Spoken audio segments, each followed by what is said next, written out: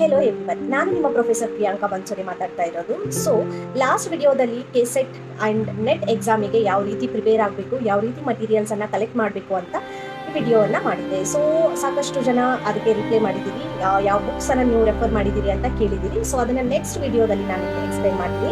ಯಾವೆಲ್ಲ ನೋಟ್ಸು, ಯಾವೆಲ್ಲ materials, books ನಾನು ರೆಫರ್ ಮಾಡಿದ್ದೆ ಅಂತ ನೆಕ್ಸ್ಟ್ ವಿಡಿಯೋದಲ್ಲಿ ನಾನು ಎಕ್ಸ್ಪ್ಲೈನ್ ಮಾಡ್ತೀನಿ. ಬಟ್ ನಾನು ಏನೊಂದು ಕ್ಲಿಯರ್ ಮಾಡಬೇಕು ಅಂದ್ಕೊಂಡಿದ್ದೀನಿ ಅಂತಂದರೆ ಇವತ್ತು, ಸೊ ಕೆಸೆಟ್ ಆ್ಯಂಡ್ ನೆಟ್ ಎಕ್ಸಾಮಿಗೆ ಯಾರೆಲ್ಲ ಎಲಿಜಿಬಲ್ ಇದ್ದೀರಿ ಅಂತ ನೋಡೋಣ.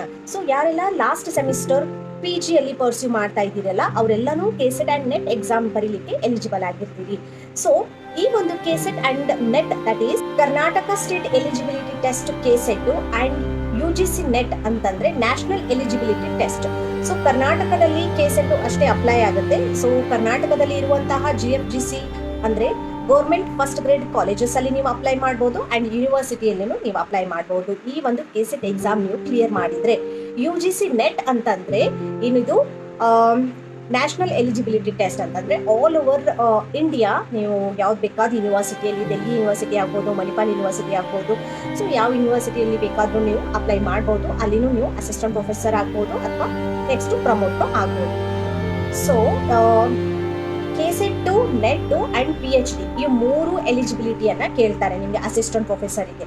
ಸೊ ನಿಮಗೆ ಯಾರಿಗೆಲ್ಲ PhD ಎಲಿಜಿಬಿಲಿಟಿ ಇರೋದಿಲ್ವೋ, PhD ಸೀಟ್ ಸಿಕ್ಕಿರೋದಿಲ್ವೋ, ಸೊ ಅವರೆಲ್ಲ ಏನು ಮಾಡಬಹುದು, ನಿಮ್ಮ ಹತ್ರ ಎರಡು ಆಪ್ಷನ್ ಇದೆ. ಒಂದು ಕೆಸೆಟ್ ಅದು ಕ್ಲಿಯರ್ ಮಾಡ್ಕೊರಿ, ಇನ್ನೊಂದು ನೆಟ್ ಆದ್ರೂ ಕ್ಲಿಯರ್ ಮಾಡ್ಕೊರಿ, ಆರ್ ಎಲ್ಸ್ PhD. ಸೊ ಎಲ್ಲದಕ್ಕೂ ಆರ್ ಅಂತ ಇರುತ್ತೆ. ಸೊ ಎಲ್ಲಾನು ಬೇಕಂತ ಇಲ್ಲ. ಅಸಿಸ್ಟೆಂಟ್ ಪ್ರೊಫೆಸರ್ ಯಾವುದಾದ್ರೂ ಒಂದಿದ್ರೂ ನಿಮಗೆ ಎಲಿಜಿಬಿಲಿಟಿ ಸಿಗುತ್ತೆ ಅಸಿಸ್ಟೆಂಟ್ ಪ್ರೊಫೆಸರ್ ಎಕ್ಸಾಮಿಗೆ. So this is the entire process. So ಬಹಳ ಲೆಂದಿ ಪ್ರೊಸೆಸ್ ಇದೆ. ಫಾರ್ ದ್ಯಾಟ್ ಯಾರೆಲ್ಲ ಟೀಚಿಂಗ್ ಫೀಲ್ಡಲ್ಲಿ ಇಂಟ್ರೆಸ್ಟೆಡ್ ಇದ್ದೀರಿ, ಯಾರೆಲ್ಲ ಅಡ್ಮಿನಿಸ್ಟ್ರೇಟಿವ್ ಫೀಲ್ಡಲ್ಲಿ ಬರಬೇಕು ಅಂದ್ಕೊಂಡಿದ್ದೀರಿ, ಸೊ ಈ ಒಂದು ಕೆಸೆಟ್, ನೆಟ್ ಆ್ಯಂಡ್ PhD ನಿಮಗೆ ಹೆಲ್ಪ್ಫುಲ್ ಆಗುತ್ತೆ ಅಂತ ಹೇಳ್ತೀನಿ. ಸೊ ಈ ಒಂದು ಕೆಸೆಟ್ ಆ್ಯಂಡ್ ನೆಟ್ ಎಕ್ಸಾಮಿಗೆ ಯಾವ ರೀತಿ ಸಿಲೆಬಸ್ ಇರುತ್ತೆ ಅಂತ ನೋಡೋಣ. ಇರುತ್ತೆ. ಸೊ ಎರಡು ಪೇಪರ್ ಇರುತ್ತೆ. First month is general paper, second month specialised paper ಇರುತ್ತೆ. ಸೊ ಜನರಲ್ ಪೇಪರ್ ಅಲ್ಲಿ ನಿಮ್ಗೆ ಏನ್ ಕೇಳ್ತಾರೆ, ಜನರಲ್ ನಾಲೆಜ್ ಅನ್ನ ಕೇಳ್ತಾರೆ. So it may be the aptitude ಆಗಿರ್ಬೋದು, ನಿಮ್ಮ ಆಪ್ಟಿಟ್ಯೂಡ್ ಚೆಕ್ ಮಾಡ್ತಾರೆ, ಮೆಂಟಲ್ ಎಬಿಲಿಟಿಯನ್ನು ಚೆಕ್ ಮಾಡ್ತಾರೆ ಅಂಡ್ ಕರೆಂಟ್ ಅಫೇರ್ಸ್ ಬಗ್ಗೆ ಕೇಳ್ತಾರೆ ನಿಮಗೆ questions. All over the world ಅಲ್ಲಿ ಏನಾಗ್ತಾ ಇದೆ ಕರೆಂಟ್ ಅಲ್ಲಿ, ಯುಕ್ರೇನ್ ಅಂಡ್ ರಷ್ಯಾ ವಾರ್ ಆಗಿರ್ಬೋದು, ಗೋಲ್ಡ್ ಕ್ರೈಸಿಸ್ ಆಗಿರ್ಬೋದು, ಏನೆಲ್ಲ questions which is related to the current scenario 1 year ವರ್ಗು ಏನಾಗಿರುತ್ತಲ್ಲ ಅದ್ರ ಬಗ್ಗೆ ಕೆಲವೊಂದಿಷ್ಟು ಜನರಲ್ ನಾಲೆಜ್ ಕ್ವಶನ್ಸ್ ಅನ್ನ ಕೇಳ್ತಾರೆ. ಅದರಲ್ಲಿ 50 ಕ್ವಶನ್ಸ್ ಅನ್ನ ಕೇಳ್ತಾರೆ. Each carries 2 marks. ಸೊ ಇಲ್ಲಿ ನಿಮಗೆ 100 marks ಇನ್ ಪೇಪರು ಇರುತ್ತೆ. ಇವಾಗ ಸೆಕೆಂಡ್ ಪೇಪರ್ ಅಲ್ಲಿ ಏನಿರುತ್ತೆ, ನಿಮ್ಮ ಸ್ಪೆಷಲೈಸ್ಡ್ ಸಬ್ಜೆಕ್ಟ್ ಇರುತ್ತೆ. ನೀವು ಯಾವ ಸಬ್ಜೆಕ್ಟ್ ಅನ್ನ ಆಪ್ಟ್ ಮಾಡಿರ್ತೀರಲ್ಲ ಫಾರ್ಮ್ ಫಿಲ್ ಮಾಡುವಾಗ, ನಿಮ್ಮ ಗ್ರಾಜುಯೇಷನ್ ಯಾವುದು ಒಂದು ಸ್ಪೆಷಲೈಸ್ಡ್ ಸಬ್ಜೆಕ್ಟ್ ಮೇಲೆ ಮಾಡಿರ್ತೀರಲ್ಲ, ಸೊ ಅದ್ರ ಮೇಲೆ ನಿಮಗೆ ಇನ್ ಡೆಪ್ತ್ ಕ್ವಶನ್ಸ್ ಅನ್ನ ಅವರು ಕೇಳ್ತಾರೆ. ಸೊ ಲೈಕ್ ನಂದು ಎಕ್ಸಾಂಪಲ್ ನ ತಗೊಂಡ್ರೆ, ನಾನು ಮ್ಯಾನೇಜ್ಮೆಂಟ್ MBA ಮ್ಯಾನೇಜ್ಮೆಂಟ್ ಅನ್ನ ಸೆಲೆಕ್ಟ್ ಮಾಡಿದ್ರೆ, ಸೊ ಅದರಲ್ಲಿ related subjects like marketing, HR, finance ಬಗ್ಗೆ ಕ್ವಶನ್ಸ್ ಅನ್ನ ಕೇಳ್ತಾರೆ.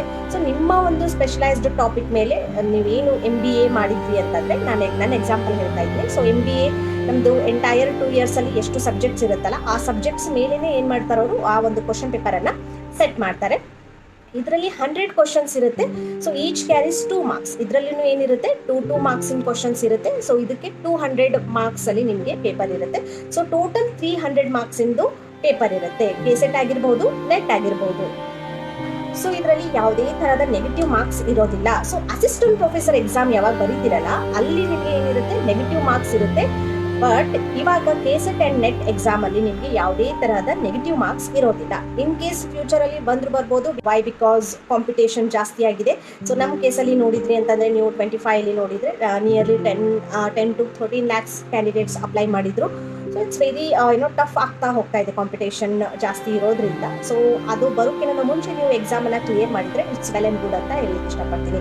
ಸೊ ಸಾಕಷ್ಟು ನನ್ನ ಸ್ಟೂಡೆಂಟ್ಸ್ ಕೇಳ್ತಾ ಇದ್ದಾರೆ, ಮೇಡಮ್ ನಿಮ್ಮ ಟೈಮ್ ಟೇಬಲ್ ಅನ್ನ ಶೇರ್ ಮಾಡಿ, ಯಾವ ರೀತಿ ನೀವು ಸ್ಟಡಿ ಮಾಡ್ತಾ ಇದ್ರಿ, ಸೊ ಯಾವ ರೀತಿ ನೀವು ಯಾವ ಬುಕ್ಸ್ ಅನ್ನ ಓದಿದ್ರಿ, ಟೆಕ್ಸ್ಟ್ ಬುಕ್ ಅನ್ನ ರೆಫರ್ ಮಾಡಿದ್ರಿ ಅಂತ ಕೇಳ್ತಾ ಇದ್ದಾರೆ. So I am ready to share. ನಾನು ಎಲ್ಲನೂ ಆ್ಯಂಡ್ ಸೊ ನಿಮ್ಮದೇ ಆದಂತಹ ನೋಟ್ಸ್ ಅನ್ನ ಪ್ರಿಪೇರ್ ಮಾಡಿ. ಕನ್ನಡ ಮೀಡಿಯಂ ಸ್ಟೂಡೆಂಟ್ಸ್ ಇದ್ರಿ ಅಂತಂದ್ರೆ, ಸೊ ಕನ್ನಡದಲ್ಲಿ ಇರುವಂತಹ ವಿಡಿಯೋಸು ನಾನು ನೋಡಿದೆ, ಸಾಕಷ್ಟು ಯೂಟ್ಯೂಬಲ್ಲಿ ನೋಡಿದೆ. ಕನ್ನಡ ವಿಡಿಯೋಸು ಭಾಳ ಕಡಿಮೆ. ಸೊ ಜಾಸ್ತಿ ಹಿಂದಿ ಆ್ಯಂಡ್ ಇಂಗ್ಲೀಷ್ ವಿಡಿಯೋಸ್ ಜಾಸ್ತಿ ಸಿಗುತ್ತೆ ನಿಮಗೆ. ಸೊ ನೋಡೋಣ ಎಷ್ಟು ಸಾಧ್ಯ ಆಗುತ್ತೆ ಅಷ್ಟು ನಾನು ಕನ್ನಡದಲ್ಲಿ ಎಕ್ಸ್ಪ್ಲೇನ್ ಮಾಡಲಿಕ್ಕೆ ಟ್ರೈ ಮಾಡ್ತೀನಿ. ಸೊ ನಮ್ಮ ಸ್ಟೂಡೆಂಟ್ಸಿಗೆ, ನಮ್ಮ ಒಂದು ನಾರ್ತ್ ಕರ್ನಾಟಕ ಅಲ್ಲಿರುವಂಥ ಸ್ಟೂಡೆಂಟ್ಸಿಗೆ ಹೆಲ್ಪ್ ಆಗಲಿ ಅಂತ ನಾನು ವಿಡಿಯೋ ಮಾಡಬೇಕು ಅಂತ ಅಂದ್ಕೊಂಡಿದ್ದೀನಿ. So this is it. So ಇಷ್ಟು ಮೇನ್ ಜೂನ್ ಜುಲೈಯಲ್ಲಿ ಯು ಜಿ ಸಿ ನೆಟ್ ಮತ್ತೆ ಬಿಡ್ತಾರೆ. ಸೊ ಕೆ ಸೆಟ್ನು ಬಿಡಬಹುದು ಈ ಸಲನೂ. ಸೊ ಇವಾಗಿನಿಂದನೇ ಪ್ರಿಪೇರ್ ಮಾಡಲಿಕ್ಕೆ ಸ್ಟಾರ್ಟ್ ಮಾಡಿರಿ.